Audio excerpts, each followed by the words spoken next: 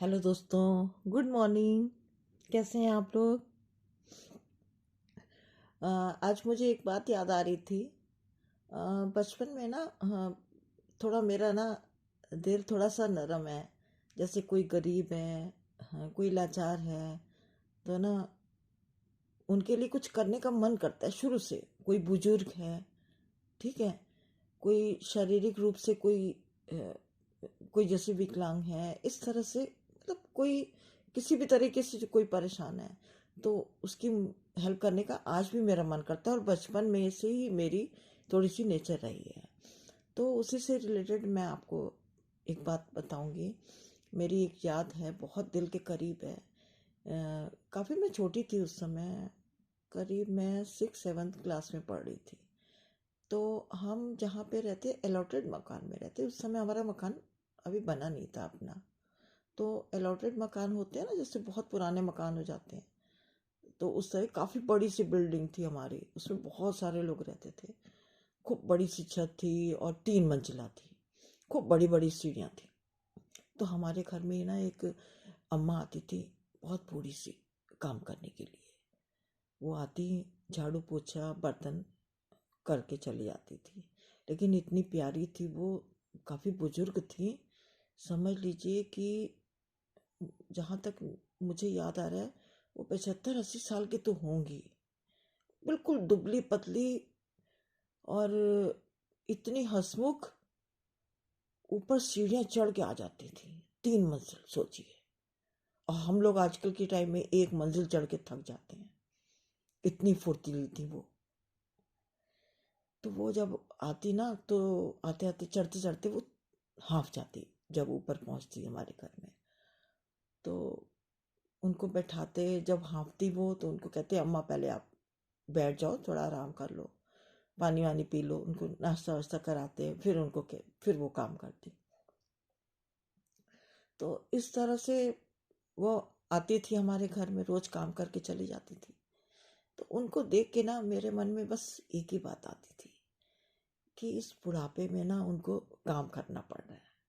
बार बार बस मेरे दिमाग में यही बात स्ट्राइक करती थी कि कुछ ऐसा इनके लिए करूं कि जिससे कि इनको बुढ़ापे में काम ना करना पड़े।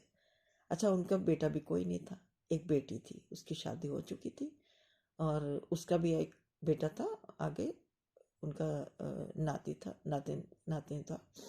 तो वो ना उनके पास में ही रहता था। लेकिन कोई हेल्प नहीं होती थी उनकी, मतलब काम तो उनको करना ही पड़ रहा था ना। तो मुझे बड़ा देख के फील होता। मैं अब सोचूं कि किस तरह से मैं इनकी मदद करूं।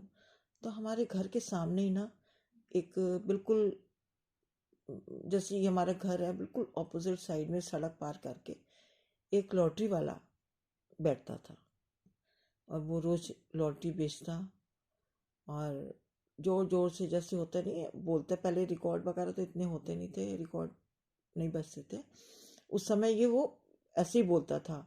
उसका एक ही तकिया कलाम था, किस्मत की बात है, मालिक के हाथ है।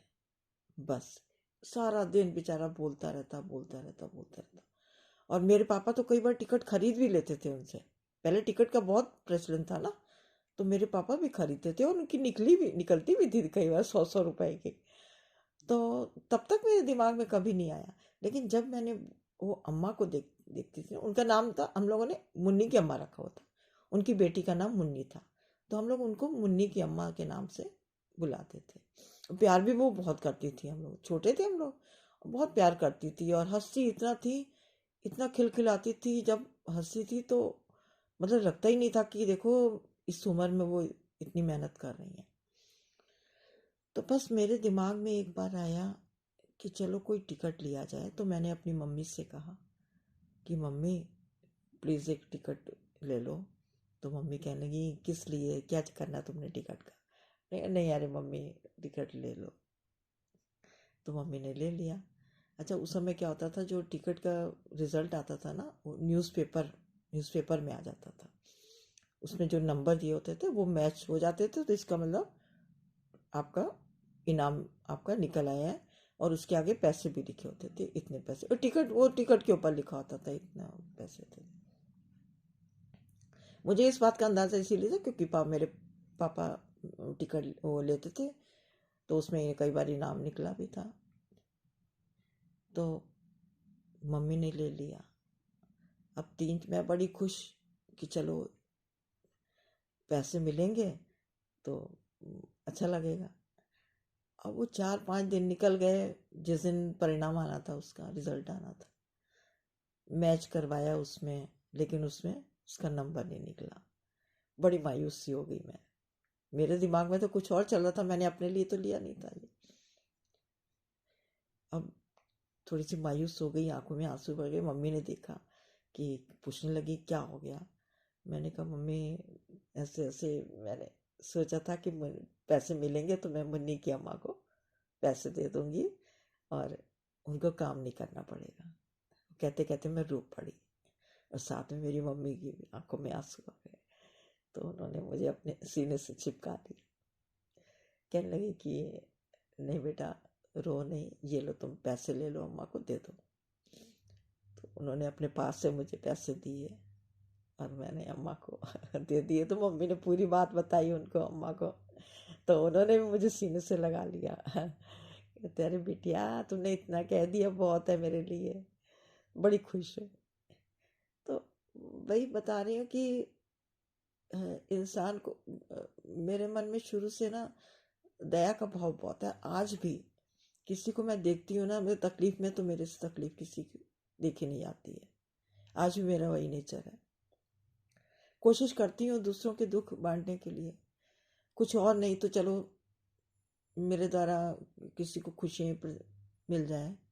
नहीं और कुछ कर सकती मैं धन से या तन से, तो कम से कम दूर बैठ के मैं ऐसी कविताएं लिखने की कोशिश करती हूँ आज भी, कि जिससे कि लोगों को खुशी मिले, उसमें पॉजिटिविटी हो।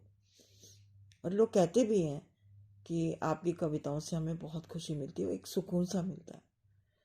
तो नेचुरल सी बात है, मुझे बहुत ठंडक मिलती है सुन के कि चलो मेरा ये जन्म तो सफल हो जाए ना, कम से कम मैं और कुछ ना कर सकूं।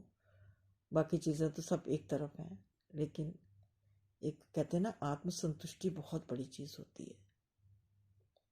तो बस दोस्तों, आज के लिए इतना ही। मुझे पता है आप लोग भी बहुत इमोशनल हो गए होंगे। है ना? कमेंट बॉक्स में ज़रूर बताइएगा। ठीक है? Okay, bye.